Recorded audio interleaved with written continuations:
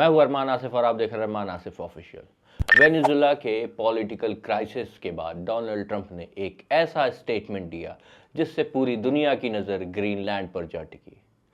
आप लोगों ने देखा कि किस तरीके से अमेरिका ने वेनेजुला के प्रेसिडेंट को किडनैप किया। वैसे तो ये डोनाल्ड ट्रंप की नज़र में लीगल ही होगा, क्योंकि जहां तेल है वहां सब लीगल है। जब डोनाल्ड ट्रंप एयरफोर्स वन से ट्रैवल कर रहे थे तब उन्होंने एक रिपोर्टर से कहा कि we need Greenland for the standpoint of national security. बस फिर क्या ही होना था। कहाँ Russia, China, European countries, NATO, सबकी नजर ग्रीनलैंड पर चली गई।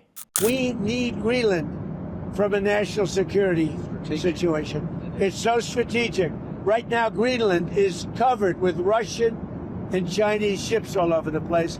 We need Greenland from the standpoint of national security. Video में समझेंगे कि ट्रंप ग्रीनलैंड क्यों चाहता है, ग्रीनलैंड की हिस्ट्री क्या है, और अगर ट्रंप आगे बढ़ता है ग्रीनलैंड की तरफ तो जियोपॉलिटिक्स और दुनिया में क्या क्या हो सकता है। सबसे पहले समझते हैं लोकेशन। ग्रीनलैंड आर्कटिक रीजन में है, बिल्कुल नॉर्थ अमेरिका और यूरोप के बीच। इसका मतलब हुआ मिलिट्री सर्विलेंस, मिसाइल डिफेंस और आर्कटिक कंट्रोल। अब इसको ऐसे समझिए कि जैसा मैंने आपको पहले बताया कि ग्रीनलैंड नॉर्थ अमेरिका और यूरोप के बीच में है। अमेरिका का प्राइमरी फोकस ये है कि रशिया और चाइना अपना ग्रीनलैंड में पैर ना जमा सके।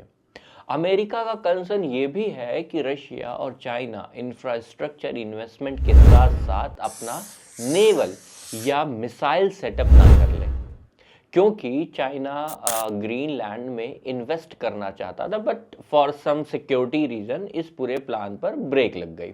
और सबसे बड़ी चीज, ग्रीनलैंड पर अगर अमेरिका का कब्जा रहेगा तो उससे रशिया, चाइना, यूरोपियन कंट्रीज पर डोमिनेट करना थोड़ा आसान हो जाएगा डोनाल्ड ट्रंप के लिए, ऐसा डोनाल्ड ट्रंप को लगता है।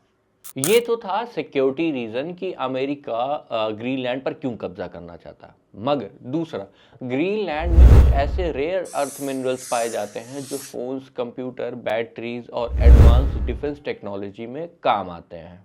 एक तीसरी भी वजह है जिसकी बात बहुत सारे लोग कर रहे हैं, पिघलती बर्फ।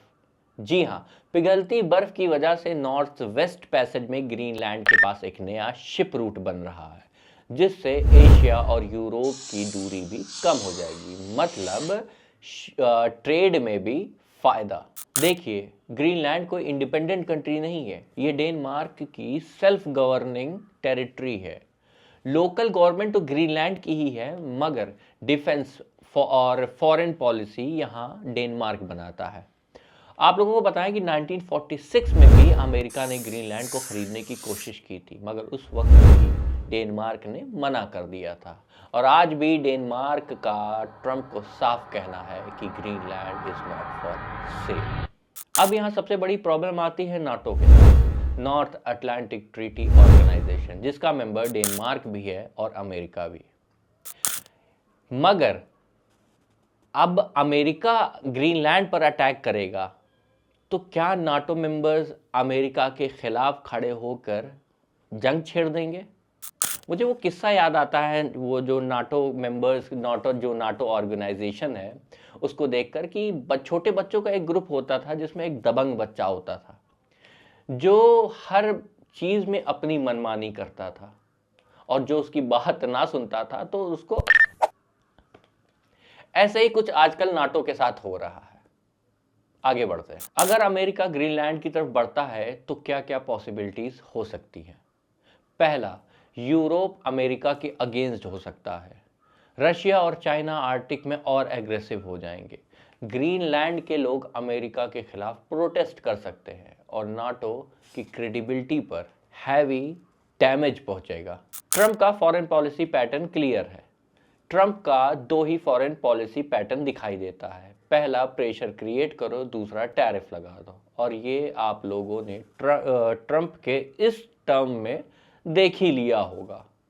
ग्रीनलैंड को लेकर कुछ भी हो, मगर जियोपॉलिटिक्स में अब बहुत कुछ होने वाला है। फिलहाल इस वीडियो में इतना ही। Signing off from Arman Asif official.